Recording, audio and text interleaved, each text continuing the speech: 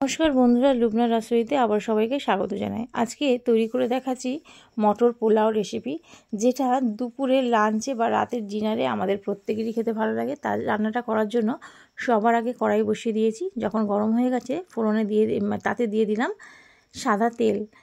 এবার ফোড়নে যেগুলো আমি নেব সেটা হচ্ছে গোটা জিরে 1 চামচ, জয়িত্রীর ফুল নিয়েছি অল্পটা, লবঙ্গ নিয়েছি 5-6টা, এলাচ 3টে, 1 ইঞ্চি ডালচিনি আর একটা তেজপাতাকে ছিঁড়ে দিয়ে দিলাম। সমস্ত উপকরণগুলো তেলের মধ্যে দিয়ে কয়েক সেকেন্ড মিশিয়ে নিলাম। যখন ফোড়ন থেকে একটা মিষ্টি গন্ধ ছেড়ে দিয়েছে, এবার তাতে দিয়ে দিলাম স্লাইস করে কেটে রাখা পেঁয়াজটাকে দিয়ে তেলের মধ্যে কিছুক্ষণ মিশিয়ে নিলাম।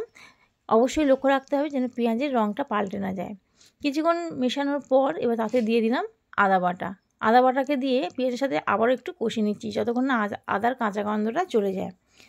কয়েক মিনিট নাড়াচাড়া করে নেওয়ার পর এবার তাতে দিয়ে দিলাম 1 চামচ ধনে গুঁড়ো, 1 চামচ মৌরি গুঁড়ো, 1 চামচ গোলমরিচের গুঁড়ো আর 4টে কাঁচা লঙ্কাকে আগে থেকেই আমি বেটে রেখে দিয়েছিলাম। সেই কাঁচা লঙ্কা বাটাটাকে দিয়ে দিলাম। দিয়ে খুব ভালো করে লো ফ্লেমে এটাকে কষিয়ে নিচ্ছি। অবশ্যই লক্ষ্য রাখতে হবে যেন পেঁয়াজের কোনো পেঁয়াজটা পুড়ে না যায়। কিছুক্ষণ কষিয়ে নিয়েছিলাম কয়েক মিনিট, তারপর তাতে দিয়ে দিলাম 1 বাটি মটরশুঁটি। সব কিছুকে দিয়ে আবারও ভালো করে কষিয়ে নিচ্ছি। কিছুক্ষণ কষানোর পর এবার দিয়ে দিলাম 1/2 কাপ দুধ। এখানে দুধের পরিবর্তে আপনারা টক দইও ব্যবহার করতে পারেন। দুধটাকে দিয়ে আবারও ভালো করে মিশিয়ে নিলাম। যখন গ্রেভিটা একটু ঘন হয়ে এসে তাতে দিয়ে দিলাম একটা টমেটো। যেই টমেটোটাকে আমি আগে থেকে লম্বা করে কেটে নিয়েছি আর টমেটোর দানাগুলোকে আমি বাদ দিয়ে দিয়েছি। এবার আমি এখানে দিয়ে দিলাম বাসমতি চাল। এখানে চালটাকে আমি আগে থেকেই 1 ঘন্টা আগে জল দিয়ে ভিজিয়ে রেখে দিয়েছিলাম ধুয়ে। সেই চালটাকে দিয়ে দিলাম। এখানে 1 কাপ যে আমি কাপ মেপে চাল নিয়েছি, 2 কাপ চাল নিয়েছি। এবার তাতে দিয়ে দিলাম পরিমাণ মতো লবণটাকে দিয়ে ভালো করে চালটাকে কষিয়ে নিয়েছি যতক্ষণ না চালের মধ্যে যে এক্সট্রা যে জলটা ছিল সেই জলটা শুকিয়ে না আসে।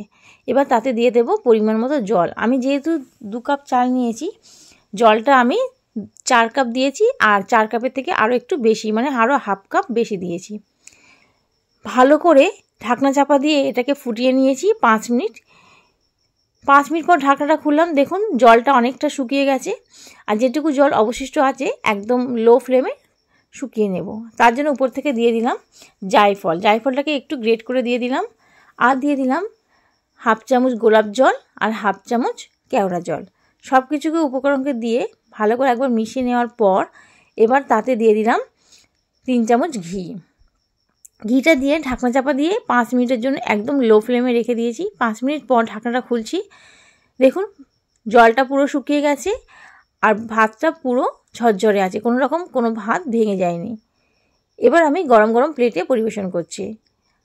তো বন্ধুরা, আপনাদের এই রেসিপিটা কেমন লাগলো অবশ্যই কমেন্টে জানাবেন। ভালো লাগলে চ্যানেলটাকে সাবস্ক্রাইব করবেন, পাশে থেকে বেল আইকনটি প্রেস করবেন, লাইক কমেন্ট এবং শেয়ার করবেন। অবশ্যই বাড়িতে শীত চলে যাওয়ার আগে মটরশুঁটি দিয়ে এই রেসিপিটা তৈরি করে দেখে নেবেন।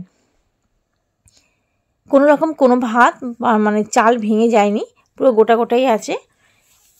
আজকে তাহলে এই পর্যন্ত, আবারও ফিরে আসবো নতুন কোনো ভিডিও নিয়ে। ভালো থাকবেন।